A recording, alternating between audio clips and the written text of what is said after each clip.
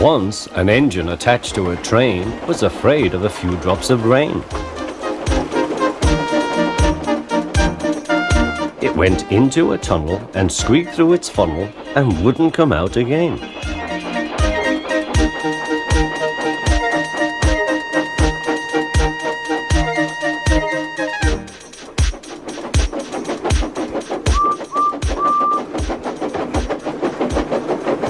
The engine's name is Henry.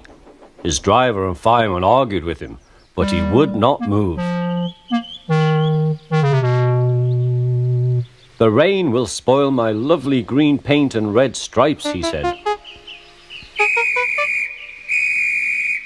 The guard blew his whistle till he had no more breath and waved his flag till his arms ached, but Henry still stayed in the tunnel and blew steam at him. "I'm not going to spoil my lovely green paint and red stripes for you." Then along came Sir Topham Hatt, the man in charge of all the engines on Sodor. They call him the Fat Controller. "We will pull you out," said the Fat Controller, but Henry only blew steam at him. Everyone pulled except the Fat Controller, because, he said, "my doctor has forbidden me to pull." But still Henry stayed in the tunnel. Then they tried pushing from the other end. The Fat Controller said, "1, 2, 3, push!" But he didn't help. "My doctor has forbidden me to push," he said. They pushed and pushed and pushed, but still Henry stayed in the tunnel. At last Thomas came along. The guard waved his red flag and stopped him. Everyone argued with Henry. "Look, it has stopped raining," they said. "Yes, but it will begin again soon," said Henry. "And what would become of my green paint with red stripes then?"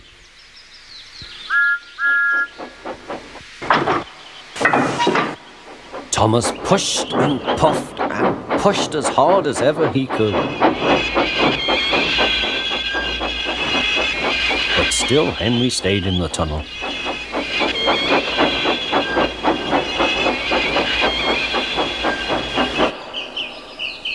Eventually, even the Fat Controller gave up.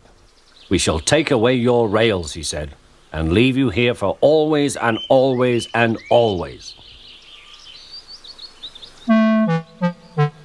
They took up the old rails and built a wall in front of him so that Henry couldn't get out of the tunnel anymore.